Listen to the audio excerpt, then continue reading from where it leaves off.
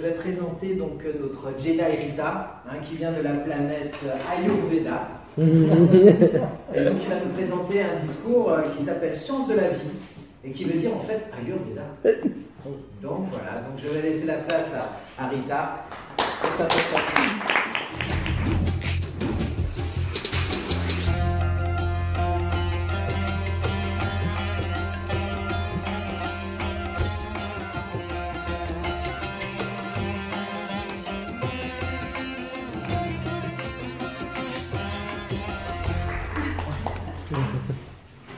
Ayurveda, la science de la vie.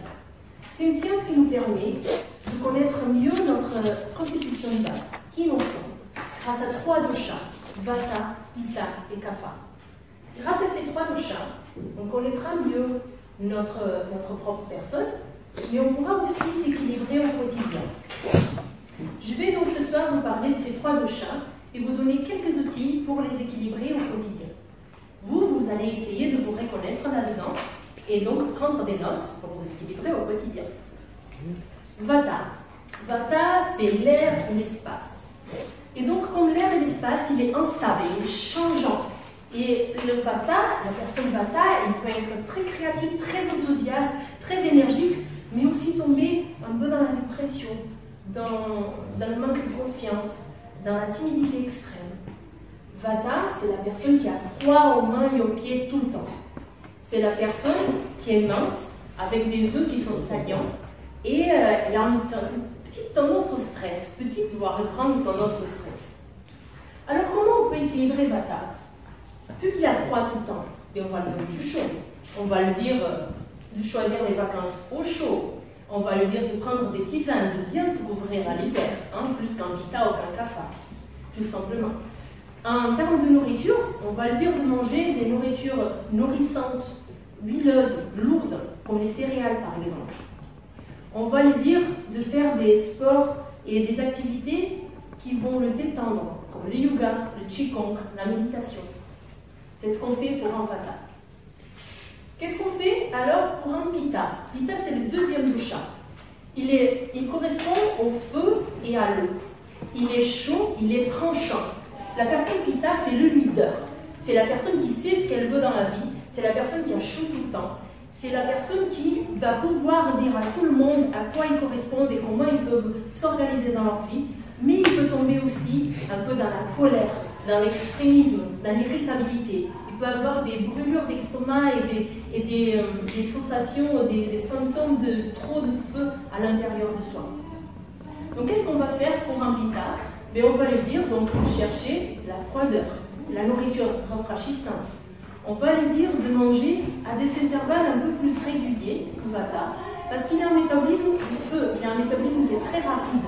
Donc il a faim souvent et il a un grand appétit.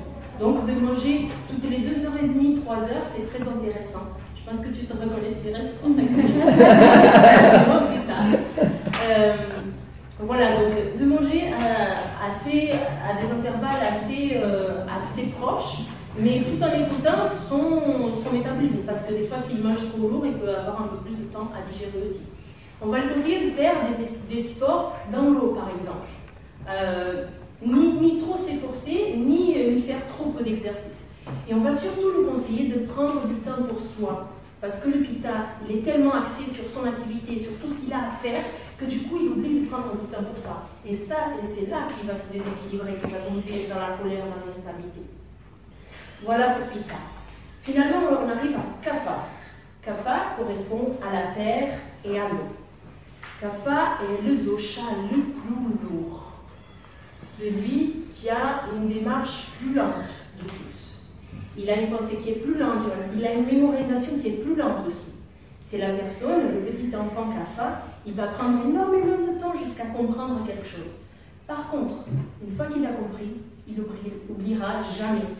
Parce que Kapha, c'est aussi la stabilité, la cohérence, la cohésion.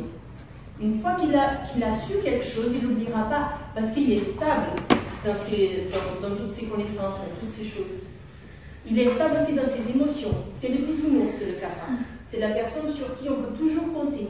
C'est la personne qui est toujours à notre écoute. Il va avoir une morphologie qui est un peu plus large, avec des os plus larges, un peu plus lourds, avec une certaine tendance au surpoids, avec difficulté à perdre du poids, facilité à gagner, donc un peu opposé du Vata en termes morphologiques.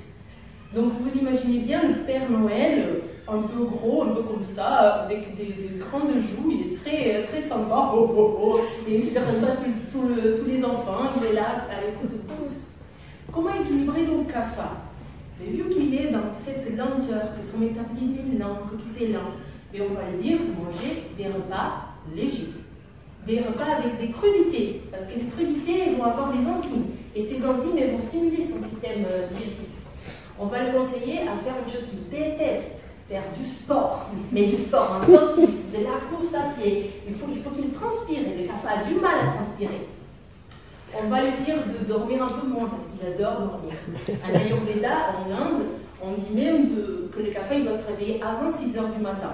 Alors dans notre société, c'est un peu plus difficile. Mais il doit se réveiller tôt dans tous les cas, parce qu'après son taux de Kapha il va avoir tendance à augmenter.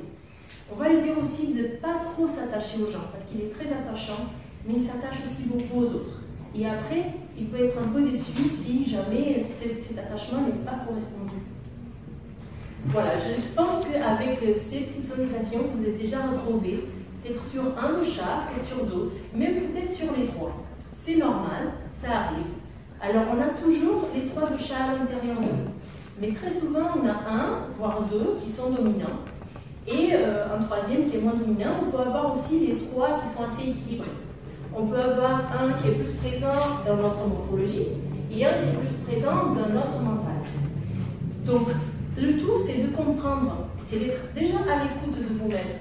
Savoir, est-ce que j'ai froid maintenant? Est-ce que j'ai chaud? Est-ce que je suis un peu en colère? Une fois qu'on est à l'écoute de nous-mêmes, on va essayer de déterminer quel est le signe que notre corps nous donne et déterminer quel est le dosha qui est dominant à l'instant présent chez nous. Une fois qu'on a ces 2 indications-là, on va donc mettre en place des choses pour équilibrer ce dosha-là.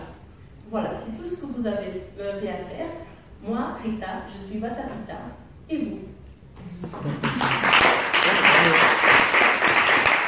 Allez.